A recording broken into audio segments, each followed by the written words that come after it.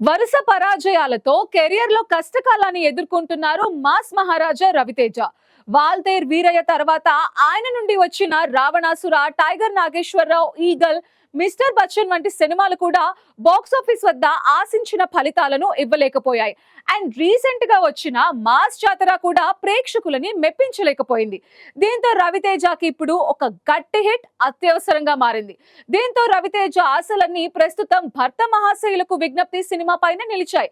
Kishore Tirumala direction లో తెరకెక్కుతున్న ఈ చిత్రం సంక్రాంతి కానుకగా జనవరి 13న ప్రేక్షకుల ముందుకి రాబోతోంది. రీసెంట్ గా ఈ సినిమా ట్రైలర్ ని రిలీజ్ చేశారు మేకర్స్. మీరు కూడా చాలా ఎనర్జెటిక్గా ఉన్నారండి. ఆ వాయిస్ మొత్తం అంతా సూపర్గా ఉంది. సో ఎలా ఉంది ట్రైలర్, ఎలా ఉంది మీకు? అంటే ఈసారి సరదాగా పండగకి గోల్ చేద్దాం, అందరం బాగా ఎంటర్టైన్ అవుదాం. అండ్ ఈ సంక్రాంతికి ఏంటంటే ఇది ఒకటే కాదు, అన్ని సినిమాలు ఎంటర్టైన్మెంట్ సినిమాలు. So full entertainment. ఈ సంక్రాంతి టోటల్గా ఎంటర్టైన్మెంట్ సంక్రాంతి అవుద్దని నా ప్రగాఢ నమ్మకం. So thank you so much. And ఇందాక క్వశ్చన్స్ వేశారు కదా అందరినీ మీరు. నేను ఎవరిని కాదు, ఒక్కరిని ఒకే ఒక క్వశ్చన్ వేస్తాను. మూర్తి గారు ఎవరిని నేను ఓన్లీ మూర్తి గారు. ఇందాక వేసిన క్వశ్చన్ వేసినప్పుడు మూర్తి గారు చాలా హైపిస్లో చాలా తప్పది అన్నాడు. ఆయన చాలా గట్టిగా అన్నారు. ఆయన ఒకటి చెప్పండి మూర్తి గారు, be honest.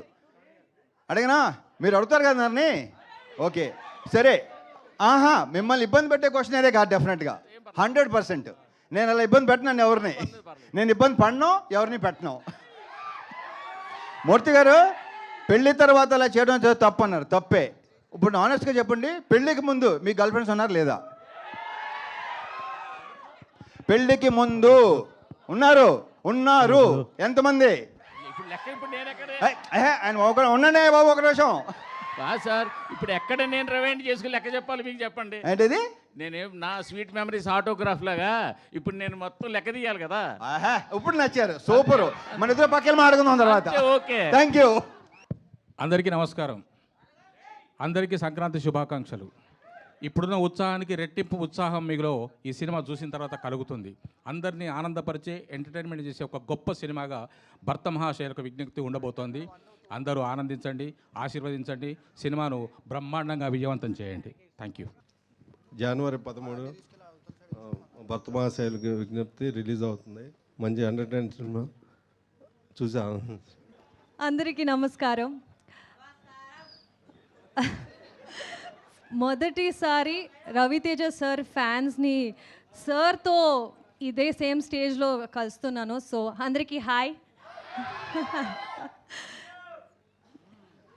Love you two. Thank you. అంటే ఐ థింక్ ఈ జర్నీ గురించి అంటే to think of recently we released the glimpse తర్వాత బెల్లా సాంగ్ అందరికీ నచ్చింది, వైరల్ అయింది.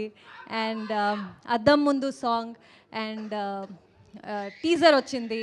అండ్ ఇప్పుడు రీసెంట్గా వామో వాయో సాంగ్ రిలీజ్ అయ్యి అందరూ సూపర్బ్ రెస్పాన్స్ ఇస్తున్నారు.